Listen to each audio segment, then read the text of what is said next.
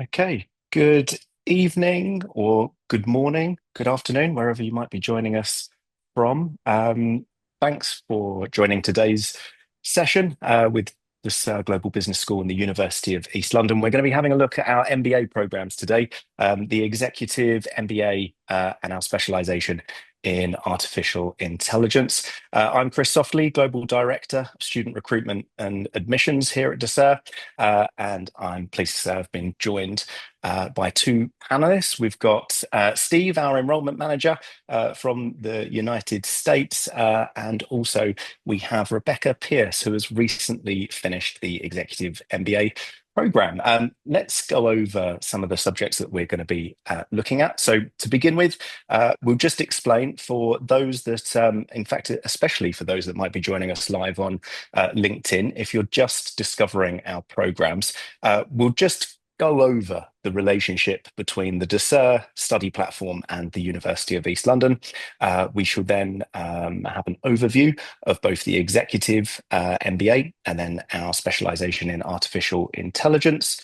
Then I will pass over to Rebecca to talk about her experience on the programme. And then, as always, when we run these webinars, we'll have time for a Q&A session at the end and a little reminder of the upcoming application deadlines because we have an intake in January just coming up. So to begin with, let's have a little view of the partnership between Ducere Business School and the University of East London. So Ducere is a study platform that you will use for your time of study on this program. We design and deliver both undergraduate and postgraduate qualifications for universities around the world. The key aspects to the Ducere platform is that all of the courses are 100% online. They're all built around applied learning, so you can focus on your industry throughout, and they are all coursework based. So there are no exams. You've just got practical pieces of coursework that you'll complete in relation to the subject areas that are being taught throughout it. Now, the vast majority of students that will be joining us will be working professionals, and they'll remain working full time whilst they study with us full time as well. We do have part-time options now across our online courses, and you can speak to an enrolment advisor about time commitments and sort of whether or not one version would be preferable to another. It all depends on the individual, but that's what our enrolment team are there to support on. Let's dive into the courses themselves then. Let's have a little overview as to how the courses are structured and what's included. So we'll start off with the Executive MBA program. There's 5 modules plus a group project. It's quite a broad curriculum. So you look at business strategy, there's leadership, marketing, finance, and digital transformation. Each of the modules run in 7-week blocks. Within that time, you are in control of what your study schedule looks like. There will be deadlines for your assignments. There will be a definitive start and end date for the module. But on a day-to-day basis, you are in control. And so that kind of flexibility is what really works well for many of our students.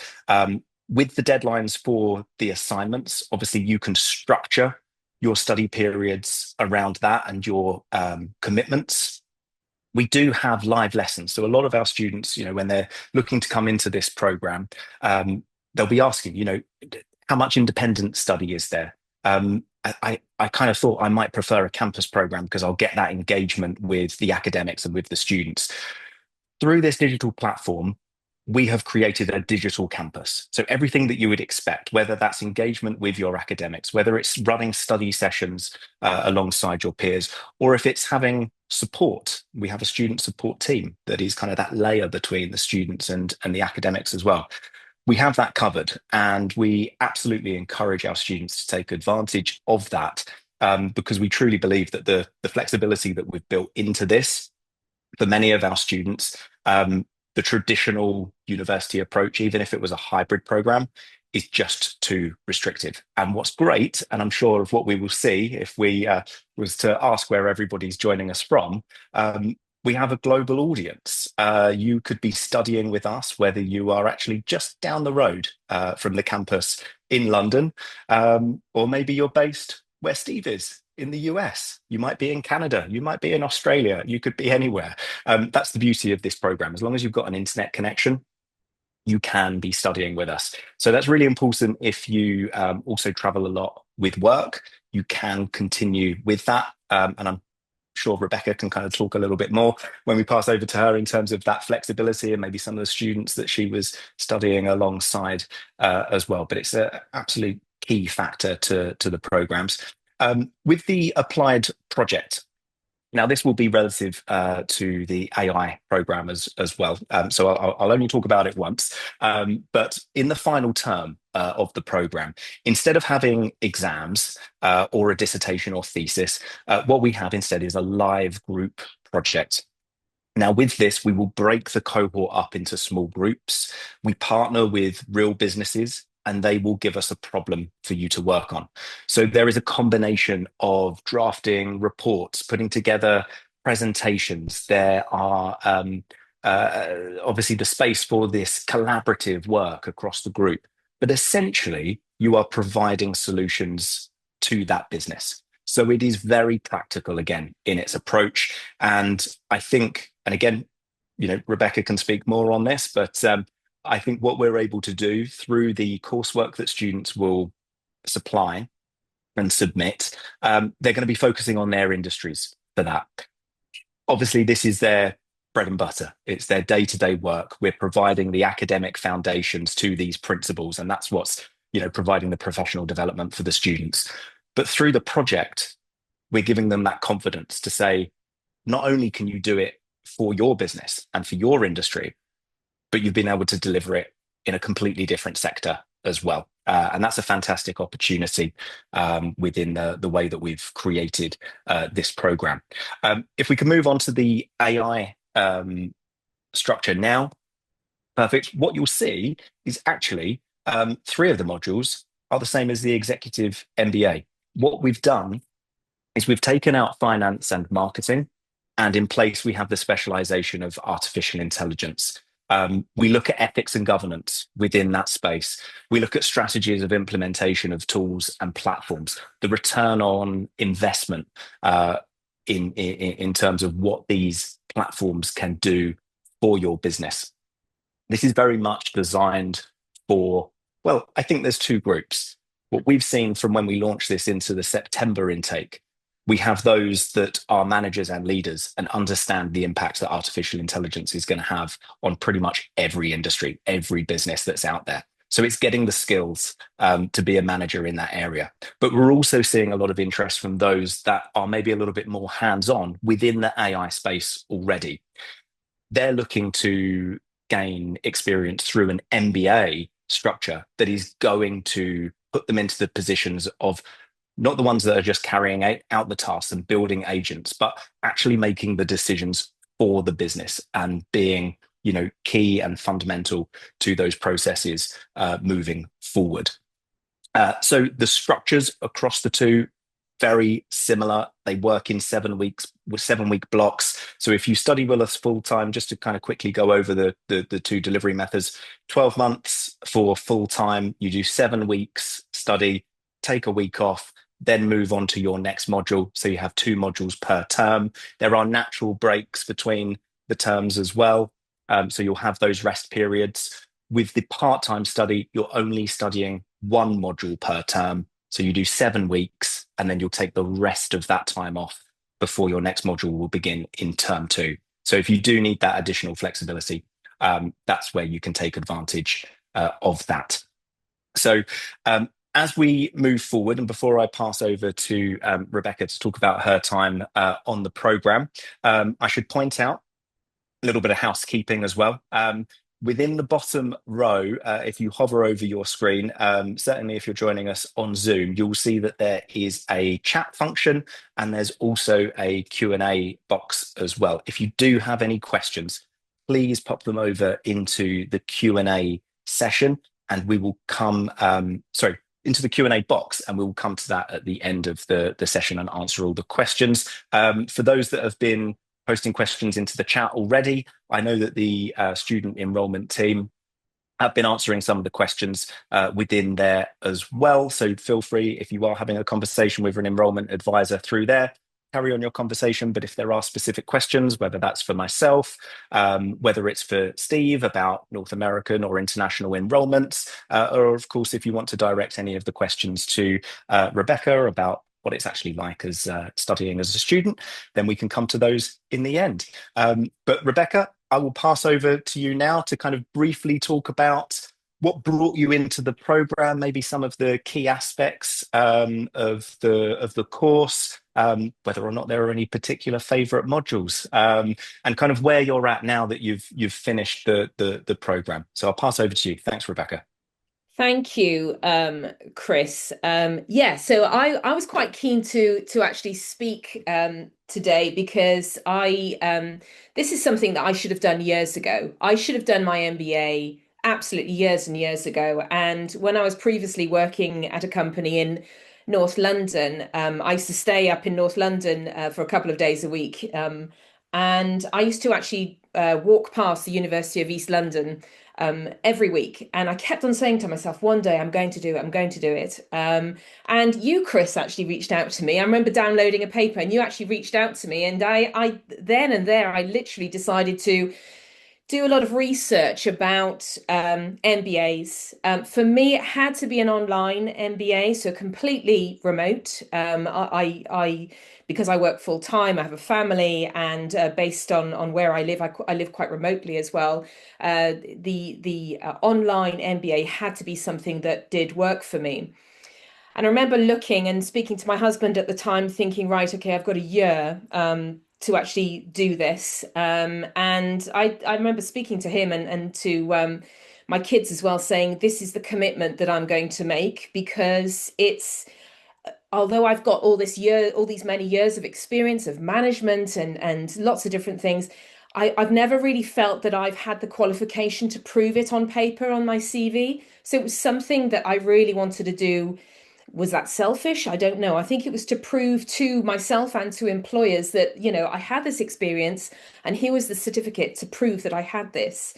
So I remember signing up with you, Chris, and actually getting all the paperwork done. And the whole experience was it was amazing. And I'm literally saying to you earlier on, I feel as though I can't believe it's over. What have I learned? I've learned so much. So people that are listening to this now, you might be worried about, oh, have I got time? And I think my answer is, look, I've got kids, I've got a full-time job, and you find the time to do this. Chris talked about the 7 week slots that you have, these blocks. You have to be very organized. You find that you read a lot, so you don't have time for doom scrolling on your mobile phone. You will find yourself commuting or getting to the airport, being on a plane with a book, with a research book. So, it's that is, that's the reality of it. I think someone just put about realistic. Maybe that's how much realistic time do you spend? I used to spend a lot of time reading. And I would have all my lectures. If I couldn't attend the lectures directly, then I'd have the recordings that I would listen back to, and I'd be writing notes. So that would be commuting on trains and planes. Um, Hours wise, gosh, it's difficult to know how many hours I was putting in. But I'm going to be, realistic here. I was spending time, weekends, doing this. And I suppose for me, it was 1 year. It's just 1 year of commitment, and now I'm out the other end, and I've got this amazing. I got a distinction in my MBA, and I've learned so much. Chris, you asked what were my favorite subjects. The subject that actually was my favorite that I was dreading the most was actually finance. Your lecturer is so inspiring that I'm still in touch with him now on LinkedIn, and he inspired us all. So he was amazing. I loved that. Our project was based out in Australia. That was one of the most emotional projects that I've ever done with the team. It was just incredible, very, very worthwhile, a very wholesome project that we did. Um, what have I learned from this? And I think I've learned not to doom scroll on my phone. You could see my office now, it's packed full of books that I've bought that I during the project, during the MBA, and subsequently after that. So that's what I've picked up. That's my new habit. What I have done as well is made friends, and that sounds a bit naff, but it's I've made the most amazing friends around the world. Chris, you talked about people calling today, listening to this webinar from different places around the world. I mean, obviously we've got Steve on the line from America. I've got we have a WhatsApp group and of our cohort, and we've got so many friends. I've got so many friends in Australia, Dubai, UK, USA. I'm actually helping one of my cohort who's based out in America. We're working together on a project that's connected to his software company. So the connections that we have created, that I've created with this, doing this, has been absolutely amazing. So bad sides to it. It's the time. You need to commit the time to do this. It's 1 year. That's it. 1 year. And I think that's what you need to look at is make that commitment and have that piece of paper to show that you've qualified yourself. All those years of working experience, you've got this MBA, you've got this qualification. And does it feel great? Yeah, it feels wonderful. And I am very pleased that I've done it. So yeah. Chris, do I need to add anything else? Well, I think that was a perfect summary, actually, Rebecca. Thank you very much for that. Yeah. Firstly, congratulations on the Thank you. distinction Thank as you. well, because I think, to really complement one of the things that you've raised there about time commitments for this. Look, yes, it's 1 year. Yeah. Um, no master's degree is going to come easy. Mm, And I think if you're here today looking for some kind of quick route, quick, simple, easy route where you just pay for the tuition and then 12 months later you get sent your certificate. Look, we're not a diploma mill. That's not no, what's happening here. This is exactly. going to take time and commitment. And I think one of the great statistics that we can share is that we have an incredibly high pass rate on our online MBAs. It's somewhere around 98% of our students graduating through the program. Um, Yeah. that is because we spend a lot of time finding the right students to begin with. What you'll typically find is if you've spoken to an enrollment advisor already, first thing that we would have spoken to you about is about your professional experience, your educational history. It's about finding the motivations for why you're looking to do this course now. Mm, And if you, I mean, look, there's lots of different motivations, whether it is to break through that glass ceiling at work because you can't get any higher without having the piece of paper to your name, whether it is about attracting new clients or trying to raise capital, whether it's about just running your business better. Um, that is not going to come through doing nothing. mm, You have to make an investment. And now we'll be very, very realistic about why we see ourselves as, being quite different to others. Firstly, we actively promote the route in that recognizes professional experience. So for many of our students, this is the first degree that they are sitting, and they're straight in at a master's. We've created a program that can be accessible to students just like that. And also from a price point, average cost of MBA courses. I'll speak about the UK. I'll pass over to Steve in a minute to kind of talk about the US market as well. It's around about £25,000 at the moment as an average cost. Our full tuition is half that. mm, So we really are an accessible option. There are student loan routes available in many countries. So both here in the UK, in Canada, there's student finance options available through the US as well. So there are accessible routes to financing. We have payment plans that students can take out directly with us as well. So hopefully through that, given that we are a more affordable option, half of our students, well, it's 44%, will get a pay rise or a promotion off the back of doing this, and actually before they finish the course for many. Um, that's a wonderful thing when we talk about return on investment on these programs, because the jump up in salary that individuals can command through then holding an MBA should be greater than the tuition fee that this program is obviously charging. So that's a great thing for you to be able to aim for as well, the return on investment as you're kind of researching your options around this.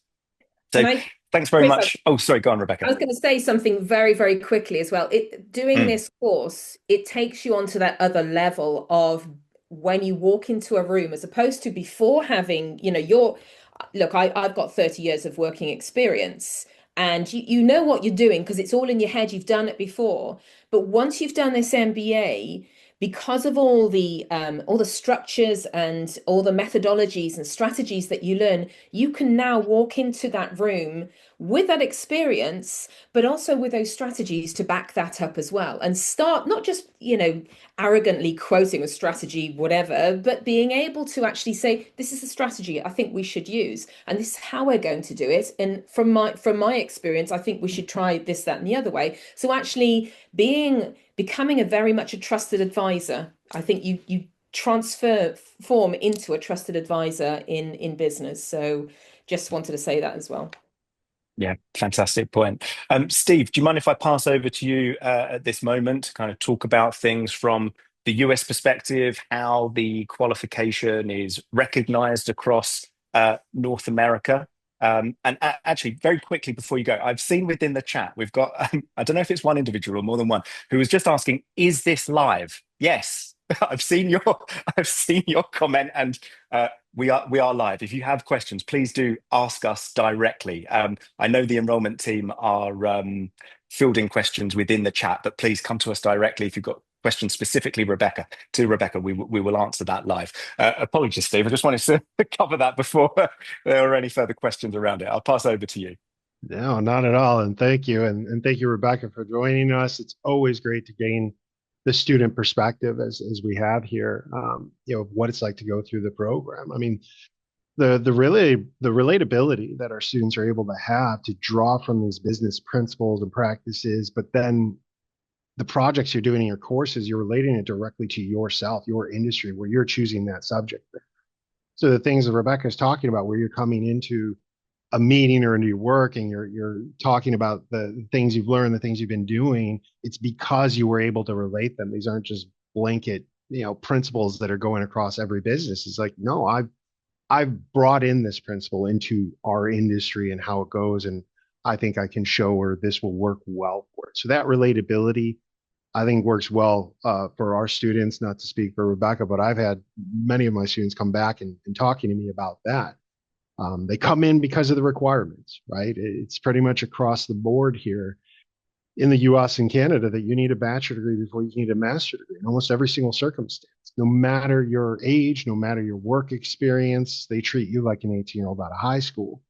Um, and for this program, we're able to look at the work experience of our students and say, no, you're well past what you would gain from this undergraduate degree, these theoretical based business courses that are designed for 18, 19, 20 year olds that just don't bring in anything, of where our students are at professionally. I always kind of joke about here, here's a project in your undergrad and the two parameters that I want to guide you by. And all of our students would say, well, what about the other 27 things you need to deal with in the real world? Because that's where they are at professionally. And that's the relevancy we want for our students in this program, in the courses. We will often get asked in the US as well as Canada about the accreditation and recognition, that it does hold. I mean, the University of East London, in the UK, it's the government that does the accreditation.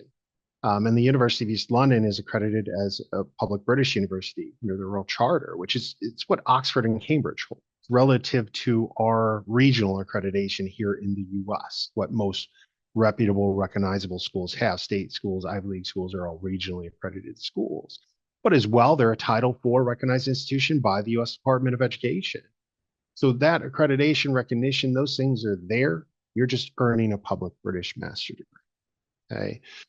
But it gives you that also ability to look at things globally. When we deal with business out there, in almost every circumstance, you're dealing with things globally, whether it be your clientele, whether it be your service, whether it be, your support structure, whatever it is. Typically, you're dealing with things outside of where you're located, as a successful business into that. And you get that here with the student basis, where you can communicate and outstandingly, Rebecca, build those relationships with students, no matter where they're located, and truly be involved within them.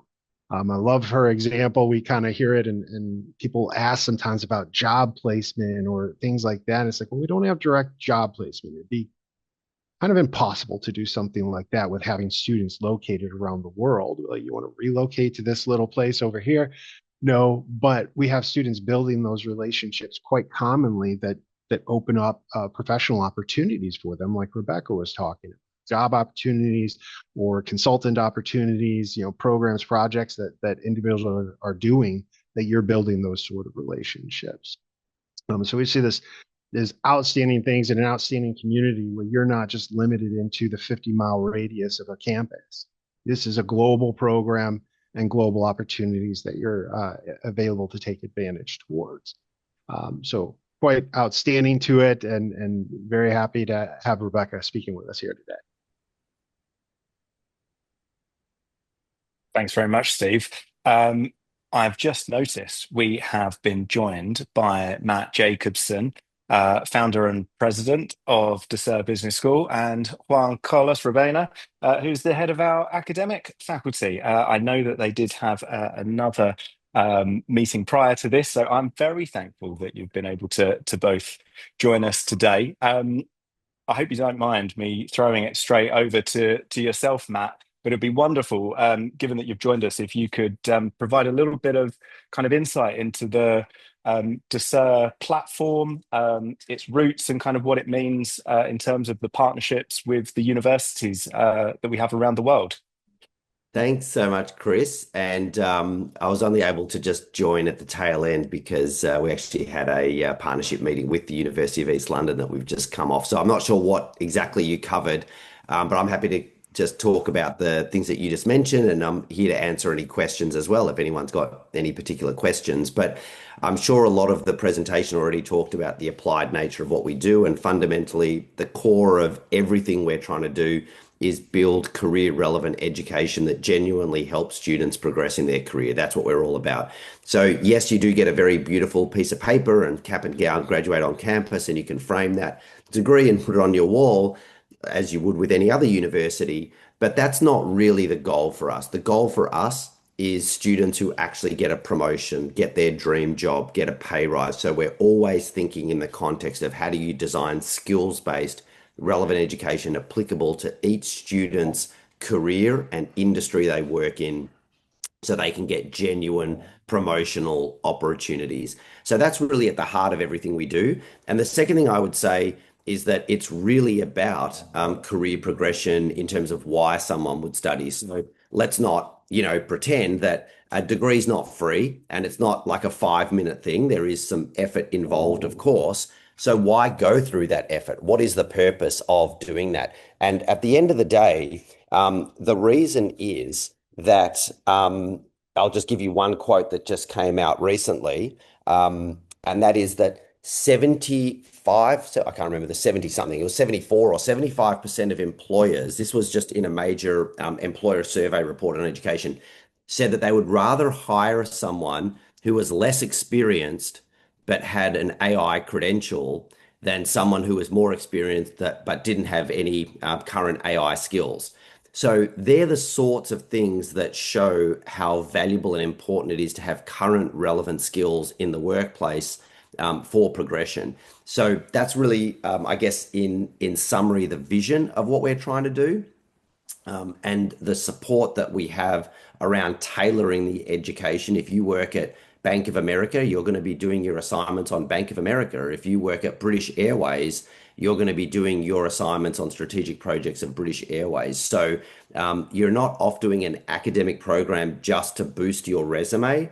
you're both boosting your resume and your career progression potential while actually really digging into the skills and strategic initiatives happening within your career and industry. So, if there's anything else, though, Chris, you want me to jump into, because I don't want to cover ground that's already been covered, but if there's anything specific you want me No, to jump that's into. fantastic, Matt. I think what would be brilliant, actually, given that you are here, if anybody has any questions that we can kind of, that you're able to field, I think that would be a perfect opportunity. So if anybody does have any questions about the Ducere platform itself, then please do post it either into the chat or into the Q&A box that is at the bottom of your screen. Juan Carlos, if you don't mind, if we can kind of just get your perspective, I guess, on the role of the academics, what the overall learning experience is like for our students, that'd be wonderful. Thank you. So the role of the academics is kind of like a guide. The academics are folks who, in their subject matter expertise, have been there and done that. And so the idea is that they are there to guide you through your burgeoning mastery of that particular class. So, for example, if you are in marketing communications, then me or somebody like me will guide you through what companies have done in a specific circumstance when you are, for example, trying to figure out who your target customer is and you're determining what the best course of action for your product is going forward. You want to be thinking about who's actually going to buy your product, and that question is best answered by somebody who's actually had to deal with that before. It's something having to do it in a classroom. It's meaningful, it's useful, but it's a whole other thing to tell you, well, this is how it actually looks like to get dirty and roll your sleeves up, so to speak, right? So the academics serve as your guide. That takes two different roads. The first is through the part of a class that you probably are all familiar with, which is, going to live lecture, meeting with your academics in office hours or drop-ins, which are the same thing, but different words depending on where you are in the world, and have the ability to communicate with your faculty member and ask your questions at your convenience, right? You always can get an email answer as well. But the other is in taking the work that you're hoping to do in the vision that Matt described there in regards to a very practical, focused degree, and have the faculty member help to, based on their mastery of the subject and their previous experience, to guide you into doing that much better of a job when you're putting together a marketing plan for a Fortune 500 company, or when you are thinking through what it's going to be like to create a new product for a startup that you are cooking up in the lab and that is not quite ready yet for prime time, but you think that once you finish with this program, it's going to be ready to launch and go out and get all of the customers that you hope to take the market by storm. So think of them like a guide, right? They're there to push you in the right direction, to try to make sure you don't veer off in the wrong direction, and hopefully help you to fulfill the goal that you have, which is not just getting an MBA, but getting ahead in your career. Fantastic. Thanks very much, JC. We're now going to move into the Q&A session. Thank you to everybody that's been asking questions over in the chat. I know that our enrollment advisors have been working through there, answering the questions as they pop up. I think what would be quite helpful as well is we'll cover off some of these just to make sure that if for those that are viewing us across different platforms, so for example, I'm not sure if those that are watching on LinkedIn will also see the chat that's available through the Zoom platform. So I think it'll be really good if we take some of those sort of frequently asked questions and bring it into the forum here. What I'll start with, we've got a question on within the marketing materials. It mentions that you don't need to have a bachelor's degree. So we have two routes of entry. We have the traditional academic route into the programs. But what actually is unique about this platform is that if you have over 5 years of management experience, you can come directly into our MBAs with UEL.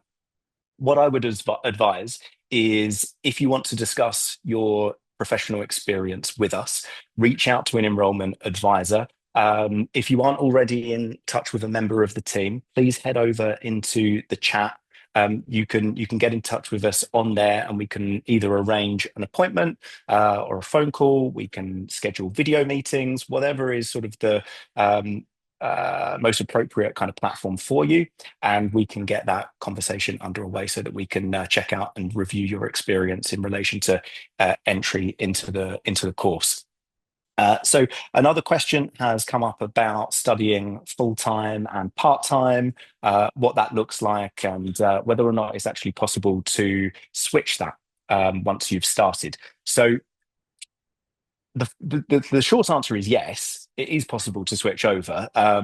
I would say that if you are starting with us full time, it's probably easier to then drop down to part time if required. It's more difficult to do it the other way round because you might have a different understanding of what your commitments could be. Realistically, what would happen with any student that is sort of struggling with the workload, we would look at obviously using the student support team for those where there are specific situations where somebody may need to ask for an extension on a piece of coursework. Just like any normal university, we are able to provide that. And that's the great thing. Communication is key. Always speak with the academics, speak with the student support team to understand what is possible first, and we will try and work with you to make sure that we can give you everything to be successful in the program. Once students have completed 2 modules within the term, we do have something called an interruption of study as well, which again is another safety net in place if anybody were to require that, which again, when we're talking about then the switch between full-time and part-time, it might be that that's a better option for an individual student. So there's lots of different scenarios that could play out, but I guess the short answer is the student support team are there to help you along this journey and make sure that we can get you through to graduating on the program. Let's have a look over onto here. Steve, have you seen any specific questions that are kind of frequently asked that we should bring up into this forum today? I think a lot, from what I'm seeing now, just trying to catch up onto it, but a lot towards the scholarships and things like that, which you can always speak to with your enrollment advisor. Keep in mind, all of our students are eligible for the Student Ambassador Scholarship. And that's something you can directly speak with your enrollment advisor about where that really puts the tuition at and what's required of that, what's needed of that. So a lot of those opportunities really filling in here. A little bit towards the connection and applying. You wouldn't be applying necessarily through UEL's portal and their application portal with this partnership. Part of this partnership is that you are applying through Ducere directly with our application. So that we can service you better, quicker, and directly into that. So again, something you'd be able to speak with your enrollment advisor towards. You can always see our partnership linked up on the website. I think Caroline had posted up the link to that, so you can see that partnership there. And then, of course, all of our students are invited to the graduation ceremony at the campus in London. Whether you do that or not is up to you. It's a bit of a commute for especially the people I speak to, but a lot of people do want to do that. Meet other students face to face for the first time. Rebecca talked about the relationship she has already with a student here in the US. Some students look at that of like, I would love to meet you face to face for the first time. Let's do that at the graduation ceremony. And we've had groups of students go out to dinner together, then be involved in the graduation ceremony, cap and gown, and those sort of things. Or some students make a nice trip out of it after the fact, and whether they go through the UK or shoot over to Europe and hey, it's my vacation. All of these sort of things that you can really do. It's just about having the flexibility that the online platform allows our students. It doesn't matter what your work schedule is. We could plan out the most perfect school schedule for you next week, but for almost all the people I speak to, the following week, it's going to be completely different for them. And that's where you can come and plan to be in that live session when it's occurring live, but something came up, I'll just watch the recording. You don't need to tell anybody. You don't need to notify us. It's going to be there for you because of that hectic schedule our students have.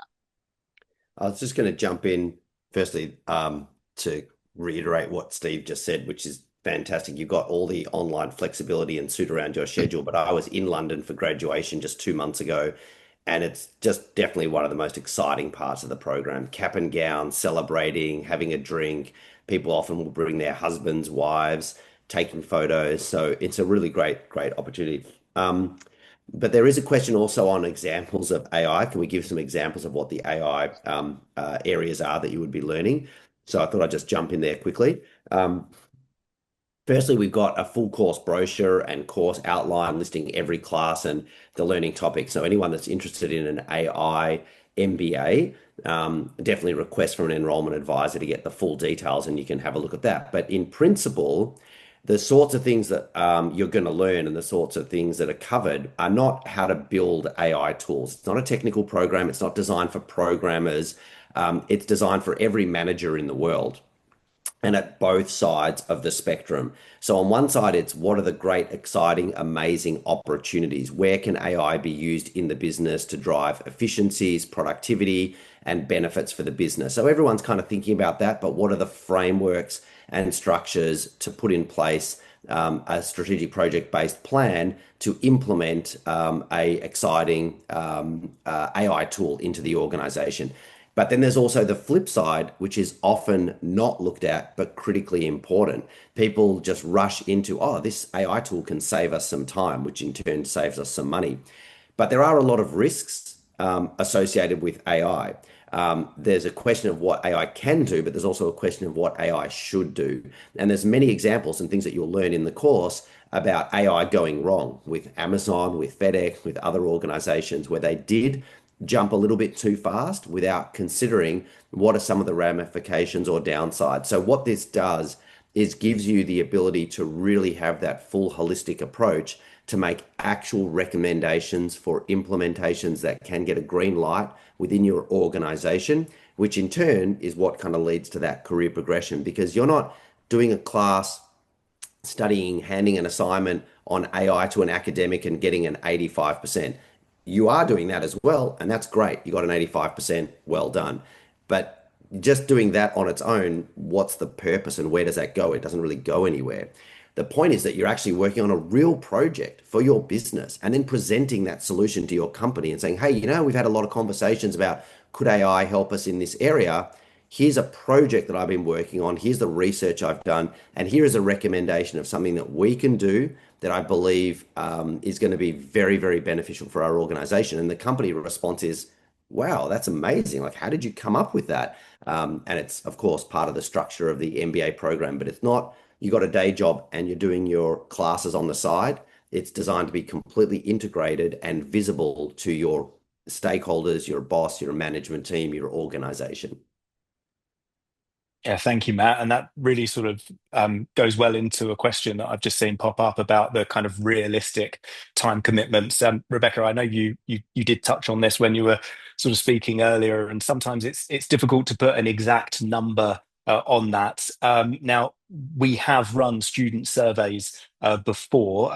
What we've seen is that our successful students put around about 10 to 15 hours per week on average into the program across the duration of studies. Now, that's when modules are live. So, again, if you are looking for more flexibility, and you can say, right, I can put my head down for 7 weeks, I can do that kind of 10 to 15 hour commitment, and then I know that I've got maybe 8 weeks off before the next module comes around.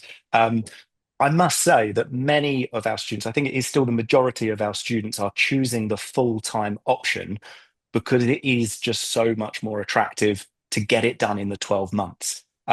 We have been running 3 intakes per year for many years now, have an incredibly high graduation rate through this course. So we know that it's possible. Pretty much every single one of our students is working whilst they study with us. And we know that there is a lot of juggling involved. As we kind of touched on, a master's degree is not going to come easily to you. But it is possible. And it's really, I think what's great about our January intake, which is obviously our next one coming up, is that you will finish this course next year. You start in January and you'll be finished in December.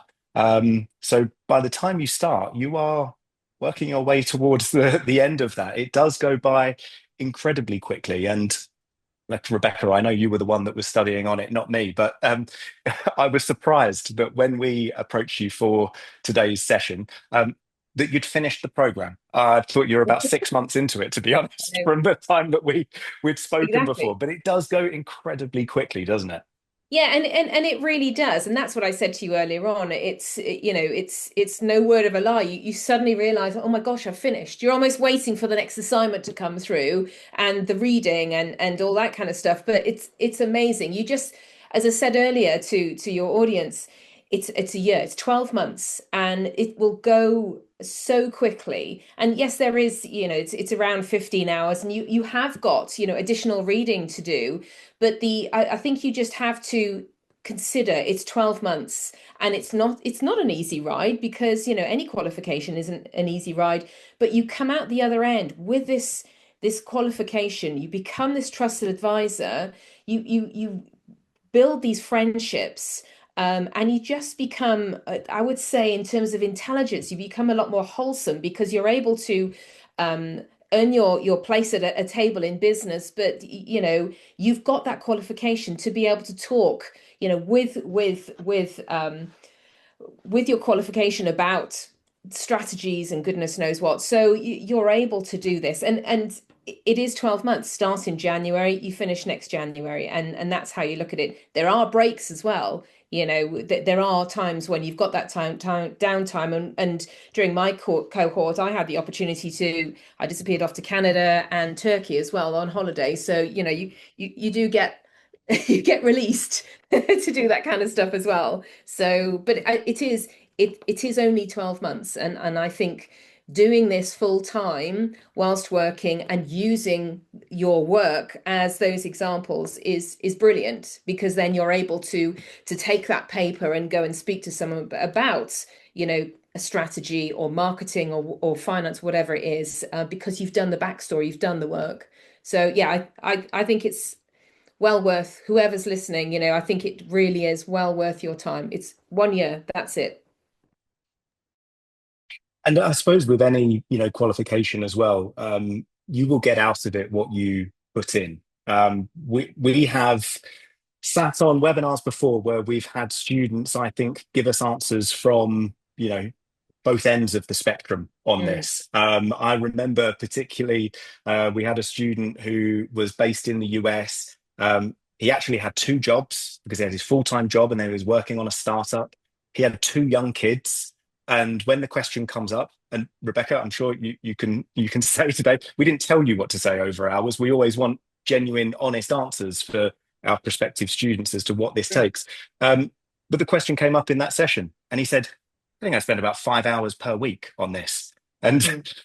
that's probably too low for most people Yeah. to go in and think that that's what it's going to take. I think the average of what we're talking about is much more realistic. But on other webinars, we've had students who say, look, I just threw everything into this that I could. And sometimes there were weeks where it was 20, 25 hours because they wanted to get so much more depth of reading, into the program because they knew that they could directly benefit for their Mm, business. This yeah. was a small business owner, and they're like, of course I'm going to dedicate that time because if I improve X, Y, and Z within my own company, then I'm going to increase profits. And it's as simple as that. So, as I say, it's kind of what you'll get out of it, what you put in. But I think it's obviously, a very common question for people to ask, what does that look like? Yeah. And those averages, I think, are a really sort of fair estimate for what success would look like And within the course. I think it's a good thing to add, Chris, that with any postgraduate degree, and there's lots of government research from various departments, including Department of Education, where they publish earnings increases through postgraduate education, and the increased earnings is really, really significant just on an average basis. And at any university, of course, there's going to be some effort, like we're talking about the time involved. Where this is different to a traditional university, if you go to a traditional university and you're a manager at Marks and Spencer, or if you're in the US, maybe an equivalent is a manager at CVS pharmacies or something. If you go to a traditional university, you're going to be sitting in a classroom and they're going to say, today we're going to look at an Indian oil company and you've got to research and write a paper on an Indian oil company. So you've got your day job, and then completely detached from that, you're spending hours on your MBA researching an oil industry in a country you're nowhere near, that really has nothing to do with your job. But when we're talking about as low as maybe 5 hours or typically 10 to 15 hours, it's not your day job and a separate allocation of time. Because if you're that manager at Marks and Spencer, all of your assignments are strategic projects that you wanted to do anyway on Marks and Spencer. So it's just also a question of how do you count it? Do you count it as a pure hours for your MBA, or do you count it as, well, I was going to do that project for my job anyway, so I'm not really spending that much extra time beyond what I would be doing anyway as strategic initiatives within my organization. So the fact that it's integrated does make it easier. But you mentioned someone with a couple of jobs and a couple of kids, and I have to also just throw out that we do have a record if anyone wants to try to beat it. I don't know the personal circumstance of everyone on the webinar today, but our personal record so far is a MBA graduate with 11 kids and a job. So if that doesn't illustrate that it's possible, I don't know what does. We'll see if we get anyone's hand up coming and going up for more kids than that. Probably not today. Chris, Thanks, Chris, Matt. Chris, can I just quickly mention as Yeah. well, this you talked about support from Ducere, but also your lecturers as well. There have been the lecturers have been amazing, and if I were to speak to my cohort on a WhatsApp group about who was your favorite, there'd be handfuls of, oh, it was so and so, or it was someone else, because the support you talked about. The support, if you don't understand something, sitting in those lectures, they were so supportive and understanding, and it was so great having not studied for so many years, going back into it. I would never ever felt at all patronized or made to feel, gosh, you don't know this, what do you mean? It was, the support was fantastic and the understanding was so good. So yeah, hats off to you guys for recruiting the right people to guide us through the MBA program. Thanks, Rebecca. And it is really important to us, that support that's provided. I think many people, when they, potentially see a course advertised as 100% online, they'll think that it's completely isolated, independent study where it's all pre-recorded materials, and we are really quite far from that. And for, some of our students, they will turn this into a physical experience as well. I know of individual students that have met up and run physical study sessions. Now, I know sometimes the geography isn't going to allow for that, but it is there if you want it. You will find like-minded individuals that want to meet up whilst you're studying on the program and have that kind of student experience with it. All of that is possible through here. And I should add as well that it doesn't end when you finish the course. You are alumni of two platforms, actually. Of course, you are alumni of the Ducere family. You've studied online with us. You are part of a network of universities around the world. So there's so much potential that can be taken advantage of there. But look, even if you haven't stepped foot once on campus at the University of East London, whether that's through your time of study or it's you can't even attend the graduation event, you are still UEL alumni, and the services that come alongside that will also be available to you as well. And that can go on for years and years and years, beyond the program itself. There's so much that you can take advantage of through that alumni network. That we have often seen stories coming back of students that have won contracts between each other. There's startup businesses that have come out of cohorts. I should add as well that the University of East London, for anyone that the geographies allow, they have got incubators for startups on campus as well. And as part of the alumni, there's things like that can be taken advantage of. There's so much more beyond just choosing to study across the 12 months. As part of this. And that kind of leads into one of the questions that I saw come up from LinkedIn today, in terms of sort of the qualification itself and how much is it worth. So it's worth 180 credits through our British higher education system. For those that are interested, and we do get students that move on into the next stages. So academically, you can be then looking at a PhD or doctorate level course. If you are looking at this professionally, individuals, companies will only really be interested in the highest level of education that you hold.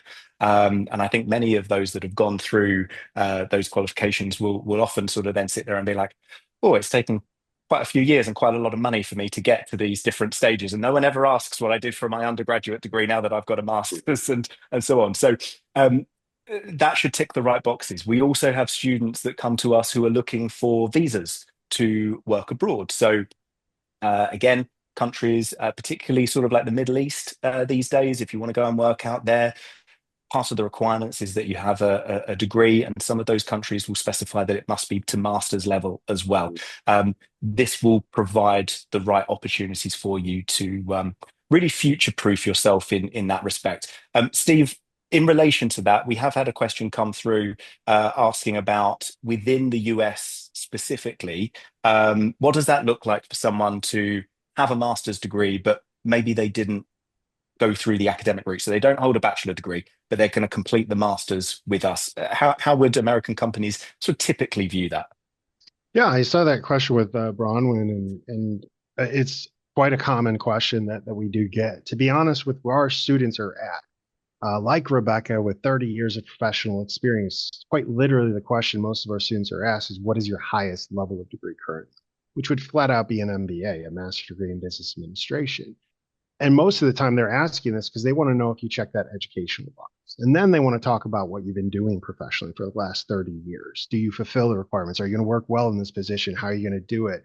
But we need to make sure that HR or our board of directors are satiated by you having this level of degree that is required for this position. For anyone that is asked about their undergrad that has our MBA, I would say, for any of our students to just essentially say, well, based upon my experience, I was eligible to enter directly into the MBA.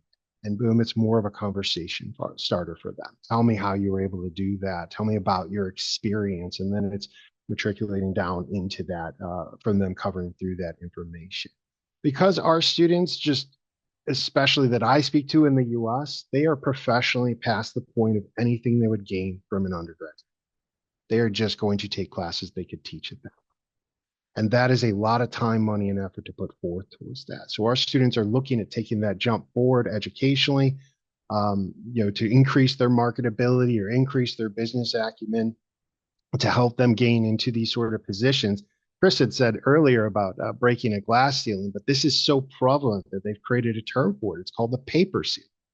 I can't get promoted internally because I don't have a degree, or especially externally, I get filtered out by the application system or the AI for that because I'm not checking that box.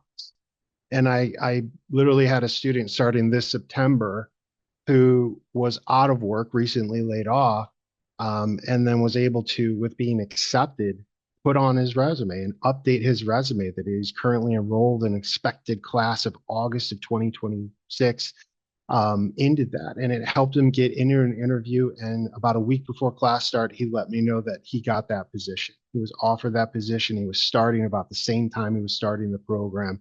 And he was absolutely excited about it because first of all, he got the position and was able to lead into that, but also the flexibility that we offer. It didn't matter what his work schedule was going to be like because he could always arrange school around. So he's super excited, happy to be in the program and happy for the offers and the ability that it afforded to him. Thanks very much, Steve. I think that quite a lot of the questions are being answered within the chat as well, and I'm quite conscious of time for those that might need to jump off if they're still within their working days as well.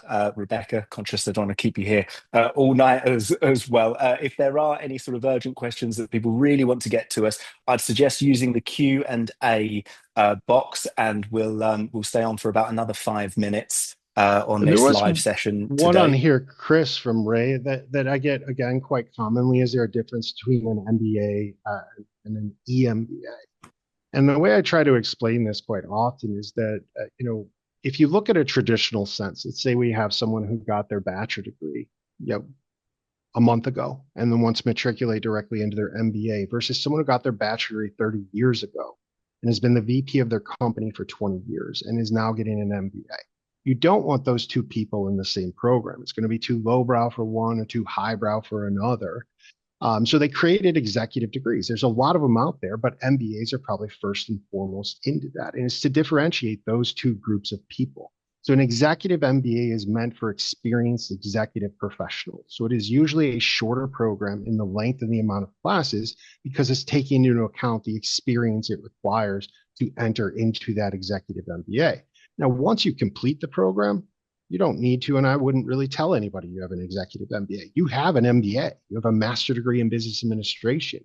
It's more of a front end requirement to that is differentiating between those two groups of people.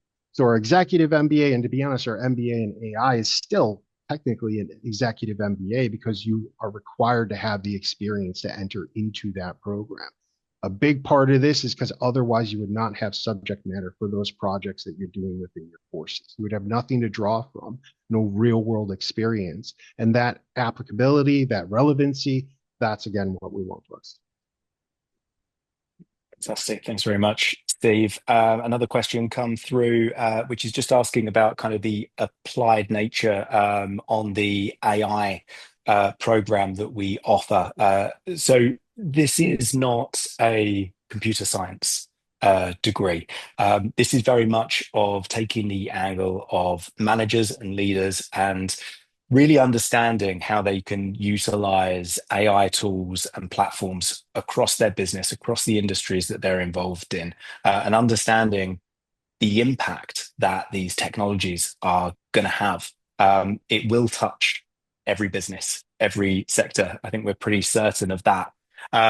One of the rather interesting stats, I don't know if interesting is the right word, but the Times reported just last week that 1 in 6 businesses have already confirmed that they will reduce their headcount because of AI tools and platforms over the next 12 months. This is most likely going to accelerate. And one of the things that we are seeing from those that are interested within the AI course is that understanding of how do I continue to make myself relevant? And this is absolutely one of the ways in which you can do that. Through that applied learning approach, one of the things that we do understand about kind of the impact of AI, it is those that are maybe on the more junior and practical end where the jobs are actually, being removed and being replaced by these platforms at the moment. The areas that will take some time to become anywhere near at risk through that are the key decision makers as to how that business is going to pivot. How are we going to continue generating customers? How do we continue to generate profits?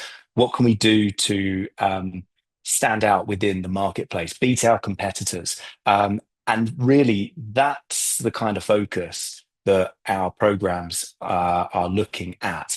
Juan Carlos, I'm not sure if there's sort of anything else from that angle that would be useful for Andrew, who's asked that question today.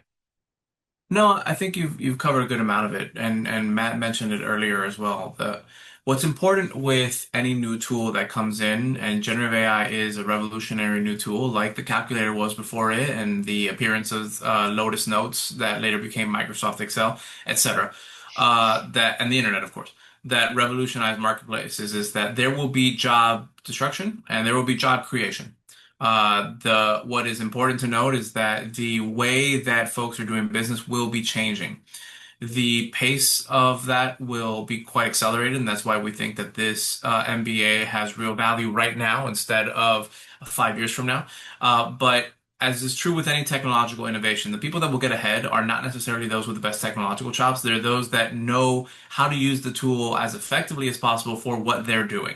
So critical thinking, thinking through big strategic questions, these are important in AI. I don't know if the stat was mentioned earlier, but MIT found that 95% of the companies that have tried enterprise AI implementations have failed within the first 6 months. And that's because for a period of time, everybody was AI everything and just kind of saying it in public calls so that their stock price would go up by a few cents. But it didn't really mean anything for a while. Now we're in the place where people need to learn what it actually means. And that's what the program will deliver, right? Just helping you to understand the strategic thinking necessary to properly use these new tools in the marketplace. And to be quite frank, from a technical perspective, teaching you how to use ChatGPT 5 would be kind of a waste of time because by the time that you graduated, we'd probably be on to ChatGPT 6. So we're going to teach you the core structure and how to adapt these tools for the better. And also, obviously, how to prompt and do things like that will be incorporated by your academic into the individual trainings of the class. But learning how to use the exact version of Claude available today and that kind of technical learning is probably not going to be super useful in the environment we're in right now. No, absolutely. It's an incredibly fast-paced environment.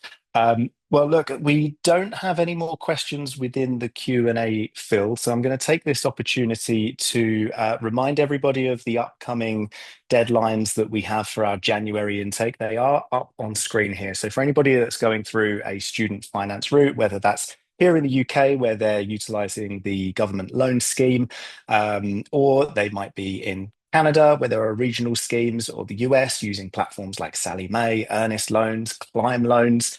5th of December, we will need to have your applications in by. For any self-funding routes or those that are being sponsored by their organisations, the 12th of December is when you'll need to get your applications to us.